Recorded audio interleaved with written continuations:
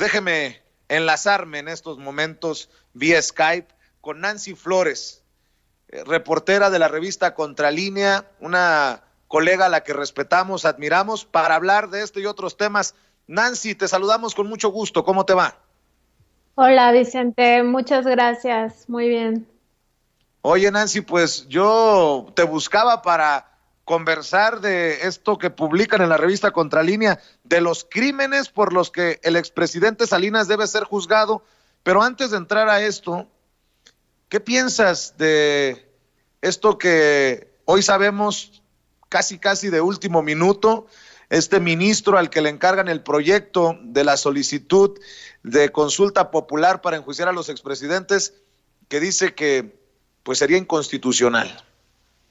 Pues no sorprende en el sentido de que ya habíamos visto cómo la Corte históricamente ha fallado en contra de México, de los mexicanos. Entonces, que este sea el sentido de su proyecto no sorprende, porque finalmente, así como lo estaban comentando Vicente, la Suprema Corte se ha caracterizado por ser un ente que digamos, que ha vivido en la opulencia, que ha sido parte de eso que tanto critica el presidente López Obrador, del gobierno rico con pueblo pobre, ¿no? O sea, esto que decían que se les pagaba hasta los lentes, pues no ha cambiado en realidad. O sea, la Suprema Corte es uno de los poderes que no ha, el Poder Judicial en general, que no ha entrado a un esquema de austeridad, que no ha digamos, de alguna manera ajustado su cinturón, porque no están dispuestos a hacerlo, o sea, ganan tanto, tienen tanto poder, amasan todo esto, que no les interesa realmente cambiar, o sea, ellos están en una situación muy cómoda que realmente no quieren abandonar, ¿no? O sea, no solamente se trata de los sueldos millonarios que perciben los ministros de la Corte, sino de quienes integran el Poder Judicial Federal. Y todos sabemos, o muchos sabemos, que son familias, o sea, las propias familias de los ministros están enquistadas dentro del Poder Judicial Federal y viven precisamente del erario, se enriquecen con el erario y no solamente con esto, ¿no?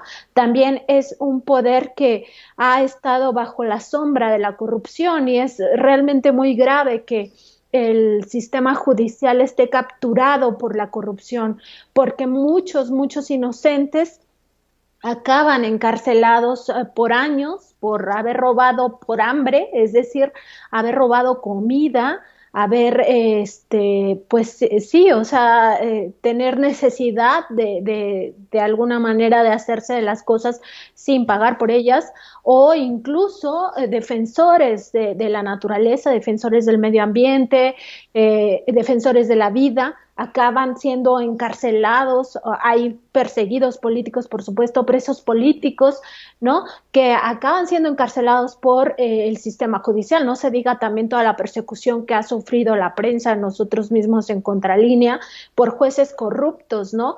Entonces hay, digamos que se juega hasta con la vida de las personas, con la libertad de las personas cuando se trata de corrupción, y precisamente los delincuentes de cuello blanco, en este caso estaremos hablando de los más altos cargos públicos, que es los presidentes, los expresidentes, no pisan jamás la cárcel. Entonces, me parece que es ya una tendencia histórica de la Corte estar en contra del pueblo mexicano, ¿no? O sea, todo lo que gastan, lo que ganan, frente a lo que hacen, ¿no? Toda estas sentencias que favorecen a pocos y dañan a muchos, ¿no? En muchos temas, ¿no? Podríamos hablar desde cómo se ha permitido desde la Corte que se cobre interés sobre interés en los créditos bancarios, ¿no? Y eso es una decisión de la Corte, o cómo permitió que se Claro. privatizara todo el recurso del derecho de trámite aduanero, y con eso también se permitió a Pemex privatizar una parte del dinero que envía al extranjero a través de las empresas de paraísos fiscales. En fin, hay muchos ejemplos de cómo han dañado a este país, ¿no? Lo más reciente, Medina Mora, cómo sus, digamos, lo que... Eh, lo que promovió al interior de la Corte permite que se liberen los recursos de los criminales, ¿no? Que no se congelen, que no se recuperen para el pueblo, ¿no? Entonces me parece que ya es una tendencia y que sigue esta decisión, este proyecto del ministro, pues sigue esa misma tendencia en contra de los mexicanos. Si me permites, Nancy, estoy leyendo esta revisión de constitucionalidad en materia de consulta popular de Luis María Aguilar, el ministro al que le dan este proyecto luego de la solicitud del presidente, y leo que escribe: es contrario a la Constitución, pues los derechos humanos no son disponibles ni pueden estar sujetos a lo que la mayoría de la ciudadanía decida. Si bien cada uno de los motivos expuestos es por sí solo suficiente para declarar la inconstitucionalidad de la materia de la consulta popular, la suma de todos ellos permite concluir que se trata de un concierto de inconstitucionalidades que pudieran incidir negativamente en el acceso a la justicia, la persecución de los delitos y al Estado de Derecho mismo, lo cual implica la afectación de los derechos humanos de todas las mexicanas y los mexicanos.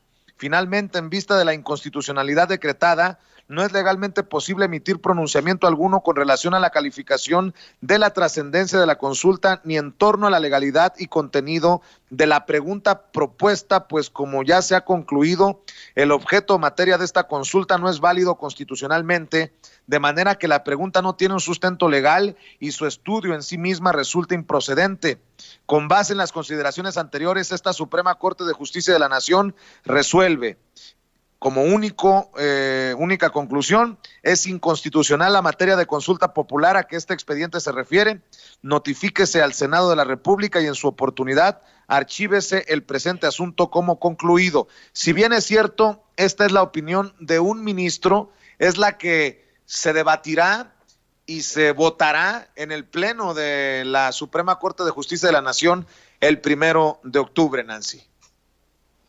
Sí, pues esperemos que el resto de los ministros del Pleno realmente analicen a fondo esta situación que no necesariamente tiene que ver con los derechos humanos, o en realidad es al contrario, o sea, tiene que ver con los derechos humanos de todo el pueblo expoliado por años, porque hay que recordar que esta solicitud para la consulta describe no solamente casos de corrupción, ¿no? Que ya en sí la corrupción es violatoria de derechos humanos, sino incluso describe crímenes, ¿no? Muchos de ellos podrían ser juzgados en cortes internacionales como la Corte Penal Internacional, donde realmente los gobiernos, los mandatarios, los presidentes tendrían una participación activa en crímenes de lesa humanidad, es decir, en desapariciones forzadas, en masacres, ¿no? Entonces no solamente se trata de ver el tema de quiénes son los que podrían ser puestos al ojo público que pide una sanción o un juicio, sino más allá de eso, ¿qué es lo que hicieron, no? Entonces esperemos que se vaya a fondo la discusión, que no se queden en la forma y que realmente voten por lo que la sociedad mexicana, yo pienso que en su mayoría quiere, que es justicia, ¿no? Y la justicia en este país es lo que menos hemos tenido a lo largo del tiempo. Me parece, Vicente, que es momento de que esto cambie, y que sí, en efecto es un momento histórico y que la Corte tiene en sus manos ser precisamente quien garantice a la sociedad justicia o quien le niegue la justicia, ¿no? O sea, también hay que decirlo como es. Si niegan esta consulta, también estarán negando la justicia para miles y miles de familias de alguna manera que han sido dañadas, sea por la corrupción o por la impunidad o por las violaciones graves a derechos humanos, etcétera, etcétera. Antes de que entraras con nosotros, Nancy, yo exponía que la Suprema Corte va a tener que definir si está del lado de la justicia o del lado de la impunidad. Y para que quede claro esto que estoy exponiendo, ¿por qué no cerramos hablando de esto que publican ustedes en la revista Contralínea, los crímenes por los que el expresidente Salinas debe ser juzgado, mi querida Nancy? Pues sí, mira, en esta columna hice una revisión exactamente de Carlos Salinas de Gortari, pero también hablo al final muy brevemente de los otros expresidentes, porque en realidad no solo es Salinas o no solo es Felipe Calderón y Peña Nieto, ¿no? Porque a mí me sorprendió cuando fui a firmar esta solicitud ciudadana para que se les juzgue a los expresidentes, que solamente se mencionara a ellos tres, ¿no? Cuando también Ernesto Zedillo, por supuesto, y Vicente Fox le hicieron muchísimo daño a México. Estamos hablando, por ejemplo, en el caso de Carlos Salinas de Gortari, cómo se enriqueció la familia Salinas de Gortari a costa del erario. Todo el mundo conoce, sabe del hermano incómodo, ¿no? O sea, de Raúl Salinas de Gortari, como es el emblema de la corrupción de ese sexenio, ¿no? O sea, la partida secreta, cómo se manejó, pero no solamente era la partida secreta, o sea, se hicieron muchas cosas contrarias al interés nacional, ¿no? Todo el programa Solidaridad, cómo se gastaban el dinero en realidad en otras cosas y no necesariamente en lo que se requería para Viconza y Liconza, vendían maíz de muy pésima calidad, azúcar, arroz, etcétera. Entonces, era un daño real a la salud de las personas, ¿no?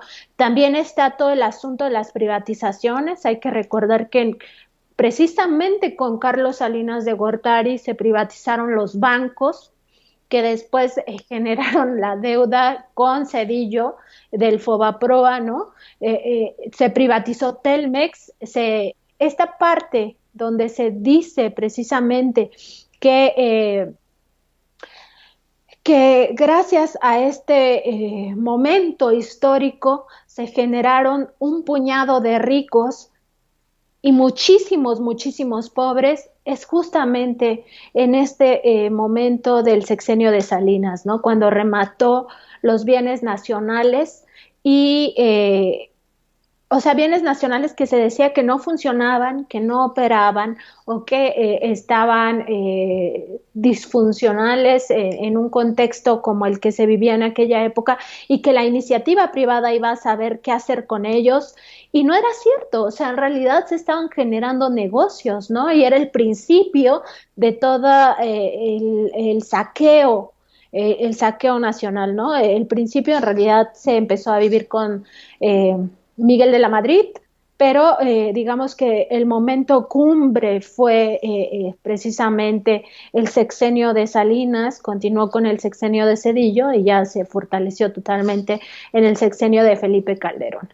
Entonces, bueno, estamos hablando de estos dos momentos terribles para el país, que es todo el tema de cómo se manejaron los dineros públicos a partir de todo esto de la partida secreta, pero también cómo se manejaron la CONASUPO, DICONSA, todas estas empresas que eran, digamos, para el apoyo popular y al final acabaron siendo para el apoyo de familias que se enriquecieron a costa del erario. Por supuesto, también está todo el tema del Ejército Zapatista de Liberación Nacional, cómo se trató al principio este levantamiento armado de una parte olvidada, ¿no? Que eran los indígenas en Chiapas y que ya no soportaban más, ¿no? Esta situación, ¿no? También recuerdo en esta columna, por supuesto, el tema del magnicidio, porque no hay que olvidar que muchas cosas se resolvían asesinando a personajes políticos que de alguna manera se oponían a las políticas o que tenían una idea distinta de cómo atender la vida pública de México, ¿no? Entonces recuerdo el magnicidio de Luis Donaldo Colosio y por supuesto la sombra que hay siempre de duda de la mano del expresidente Salinas. Sin embargo, bueno, yo te decía, Vicente, que no hay que olvidar que también los otros presidentes tienen lo suyo, ¿no? Dentro de esta historia y por supuesto que Ernesto Zedillo tiene toda la carga del Fobaproa que vamos a seguir pagando todos los mexicanos hasta no sé qué año, me parece que 2075, una deuda de unos pocos que se socializó, ¿no? O sea, en vez de que quienes debían de asumir esa deuda la pagaran, incluso que pisaron la cárcel, muy pocos llegaron a la cárcel, como se sabe. En realidad fuimos todos, ¿no? A los que se nos carga la mano, pero no solamente está eso, no solamente es el rescate de los bancos, sino también estuvo el rescate de todo el sector carretero a través de un fideicomiso que se denominó FARAC. Está, por supuesto, todo el tema de privatizaciones. Una de las más importantes es la privatización de los ferrocarriles nacionales, que se dio justamente en la época de Ernesto Zedillo, que pareciera que pasa desapercibido, que es un presidente que nadie señala, que nadie apunta como si hubiera sido un buen presidente, cuando no, o sea, ha sido uno de los peores presidentes de este país. En su sexenio ocurrieron 2 masacres terribles, la masacre de Acteal y la masacre del Charco, que no debemos de olvidar, son crímenes de lesa humanidad que se les achaca al gobierno, o sea que el gobierno tiene ahí una sombra de duda de qué tanta participación tuvo en esto, sobre todo, bueno, en el caso del Charco, donde sí hay ya aprobada la participación del propio ejército, de elementos del ejército en este crimen, ¿no? En el caso de Acteal se habla de grupos paramilitares que fueron entrenados precisamente por el aparato estatal y además que operaban y siguen operando en Chiapas lamentablemente con digamos la tolerancia cuando menos de las autoridades federales. En el caso de Vicente Fox Quesada, bueno, hay que hablar de su familia, sobre todo los hijos de Marta Sagún y todo lo que hicieron en su momento en Petróleos Mexicanos, por ejemplo. Nosotros tenemos muchísimos casos documentados de cómo los hijos de Marta Sagún gestionaban negocios en Petróleos Mexicanos a costa del erario nacional, pero también digamos que él mismo, o sea, su parte como gobernante de cómo deliberadamente influyó en las elecciones para que quedara Felipe Calderón, también casos de corrupción emblemáticos como el caso de Enciclomedia, ¿no? Todo el dinero que se robaron en ese sentido, y bueno, ya qué decir de Felipe Calderón, que es el máximo criminal, me parece a mí, que nos ha metido en una de las peores crisis recientes que pudo haber vivido México, superando por mucho todo lo que se conoce como el periodo de la Guerra Sucia. A partir de que Felipe Calderón tomó el poder, por supuesto que se generó una crisis humanitaria de la que no podemos salir, con matanzas, ejecuciones, desapariciones forzadas, torturas, miles y miles de personas que vieron violados sus derechos humanos a grado tal de perder la vida, no todas las fosas clandestinas, todo el asunto de cómo se masacró a los migrantes. En ese momento, digamos que se permitió, o más bien se hizo uso del crimen organizado para masacrar a los migrantes. Está todo el tema, por supuesto, de Rápido y Furioso, la iniciativa Mérida, cómo se sometió totalmente al interés de Estados Unidos a este país, su propio proyecto México 2030, del cual yo di cuenta en un amplio reportaje en 2010, lo publiqué, donde se habla de cómo iban a terminar de privatizar todo y cómo su plan de estos personajes siniestros que han estado en el poder era que en 2030, por ejemplo, mexicoamericanos gobernaran México. En fin, o sea, hay demasiadas cosas, ¿no? Y en el tema, por supuesto, de la corrupción, estamos hablando de todo la estafa de luz, por ejemplo, ¿no? Que en realidad se llama Estela de Luz o se le conoce como la suave y crema, que costó un dineral, que no sirve para nada, que realmente fue un negocio para privados, ahí se llevaron una lana, o la fallida, inexistente refinería Bicentenario, que se gastaron también muchísimo dinero en ella y al final solo tuvieron la barda perimetral, que no sirve para nada porque al final ese terreno ya se perdió, etcétera, etcétera. El caso de Odebrecht, como también tuvo incidencia en su sexenio, en fin, y ya, bueno, finalmente llegamos al sexenio de Peña Nieto, hablando de todos estos crímenes de lesa humanidad con Tlatlaya, Ayotzinapa, Tanguato, que son heridas que quedan abiertas en una sociedad y que todavía no sabemos cómo vamos a acabar procesando toda esta violencia, ¿no?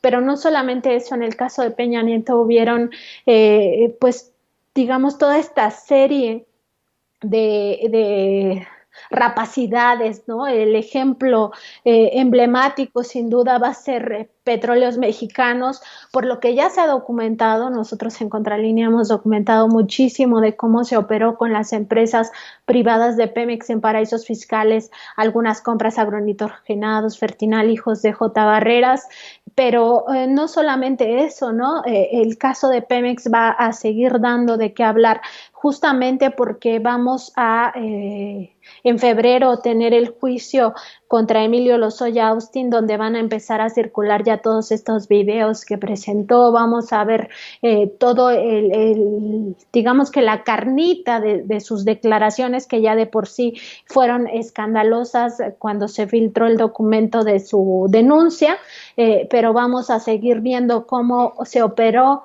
en el sexenio de Peña Nieto, ¿no? Por supuesto están otros casos documentados por otros periodistas como la Casa Blanca, etcétera, etcétera. Entonces estamos hablando de 5 expresidentes que le han hecho muchísimo daño a este país y que por supuesto que deben ser juzgados para que México tenga un poquito de justicia. O sea, ni siquiera estamos hablando de que con esto ya vamos a dejar de ser el país más impune, etcétera, etcétera, sino más bien estamos hablando de que pues podremos tener un poco de justicia dentro de todo esto tan malo que nos ha sucedido a lo largo de estos años, ¿no?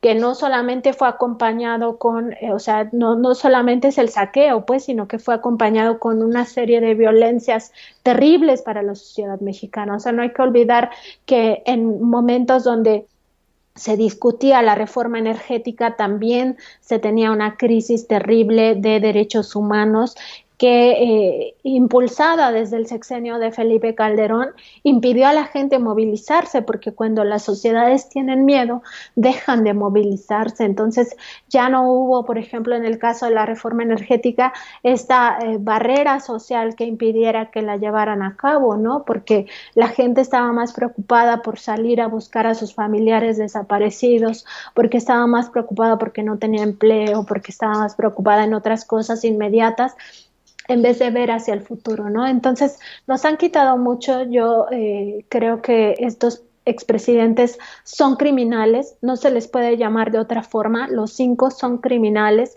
y se les debe juzgar como lo que son, y se les debe castigar por lo que hicieron. Y no solamente son estos temas es lo que ha salido a la luz pública, pero ellos tienen una deuda con la sociedad mexicana mucho más amplia que esto que estoy aquí tratando de resumir muy rápido, ¿no? En realidad son totalmente traidores a la patria y en general han hecho muchísimo daño al país, ¿no? Yo creo que no deben de quedar impunes. Ojalá la Corte falle a favor de la justicia. Esperemos que sí, y si no, pues también que se quede ahí en el imaginario colectivo en qué sentido falló la Corte, a quiénes defendió y por qué los defendió, ¿no? O sea, también hay que ver quiénes son esas familias que conforman este poder judicial, qué intereses representan, ¿no? Todavía tengo esperanza de que fallen a favor, ojalá que lo hagan. Y pues veremos, ¿no? ¿Qué pasa si realmente vamos a esta consulta? Yo también tengo confianza en que si vamos a esta consulta, la sociedad va a pedir que se juzgue a estos criminales. Mi querida Nancy, qué brutal e implacable resumen has hecho para Sin Censura. Yo por eso confirmo y reafirmo lo que propuse al inicio de este espacio. La Suprema Corte de Justicia de la Nación el 1 de octubre tendrá que definir si está del lado de la justicia o está del lado de la impunidad. Y no quiero abusar de tu tiempo, Nancy, pero también vi que a principios de septiembre escribiste: mafia en Cruz Azul operó con amenazas de muerte, sujetos armados e incluso fabricación de delitos en contra de opositores a las decisiones del prófugo Billy Álvarez, revelan testigos de la Fiscalía General de la República. Y te traigo este tema a colación para que me des tu punto de vista, porque estoy viendo entre mis notas, entre lo que me presenta nuestro jefe de información, Mario Toledo, que denuncian otro fraude de Guillermo Álvarez en Cruz Azul. Lo realizó a través de su hijo.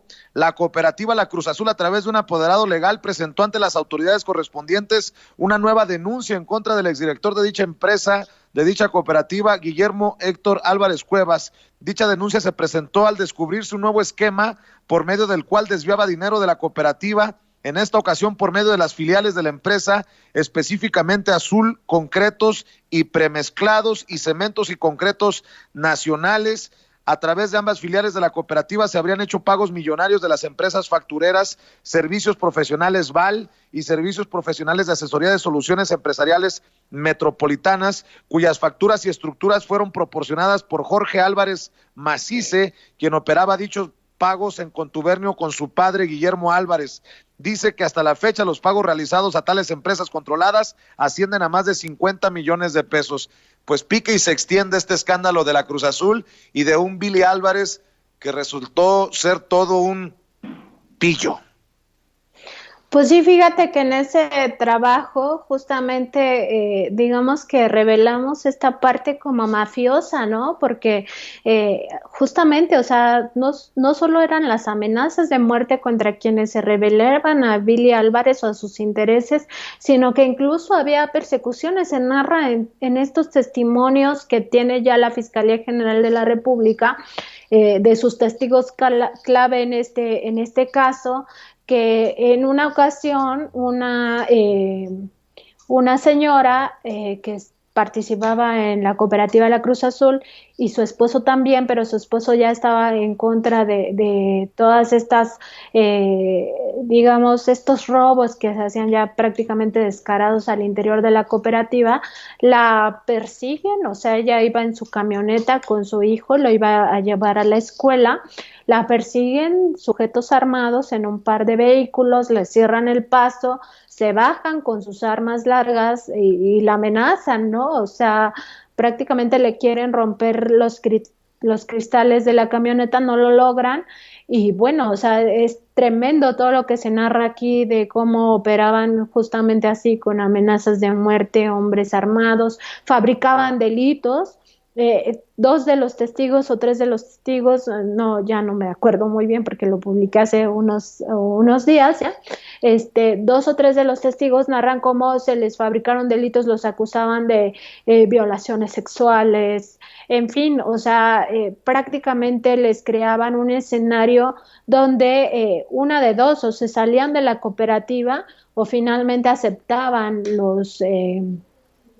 pues los deseos de Billy Álvarez, ¿no? Que tenía que ver con todo este manejo turbio a través de factureras, que ya está muy comprobado cómo se manejó el dinero a través de factureras para sacar millones y millones de pesos de esa cooperativa y, por supuesto, expoliar a todos los trabajadores, ¿no? Entonces, sí, es una trama que también yo creo que en los próximos días va a seguir dando de qué hablar, porque van a seguir apareciendo más cosas.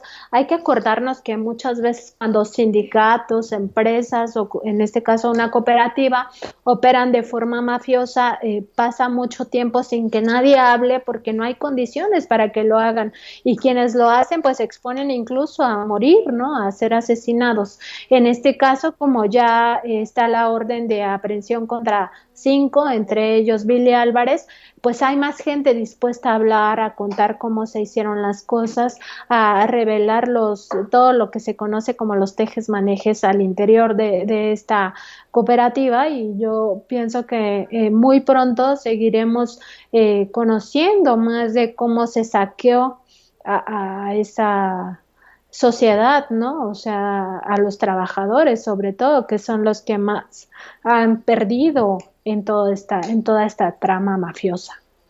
Mi querida Nancy, te agradecemos tu generosidad para compartir la información, tus opiniones, tu análisis. Tú sabes que aquí te respetamos sin censura y creo que estos temas nos darán más oportunidades para dialogar. Por lo pronto, ¿por qué no invitas a la gente a que te siga en redes sociales, a que lea lo que escriben? Ayúdanos compartiendo las plataformas, los espacios en donde te pueden encontrar y leer. Muchas gracias, Vicente. Pues es www.contralinea.com.mx y mi Twitter es @Nancy_contra. Ahí estoy también a veces opinando, la mayoría de las veces compartiendo información y bueno, sobre todo en la página de Contralínea, pues que nos lean todos nuestros reportajes que ahí publicamos. Todo es gratuito. Pueden entrar a todo nuestro archivo, a todas nuestras notas informativas, todo es abierto totalmente al público. Te agradezco mucho, Vicente. Saludos a todos ahí en Contralínea, querida Nancy Flores. Un abrazo. Gracias, un abrazo, hasta luego. Pues qué vara tan alta nos deja siempre Nancy Flores con el profesionalismo y el trabajo que realiza. Vaya análisis, vaya recuento, vaya resumen que hace de las razones por qué muchos mexicanos queremos ese juicio a los expresidentes, mínimo la consulta popular para que el pueblo se exprese.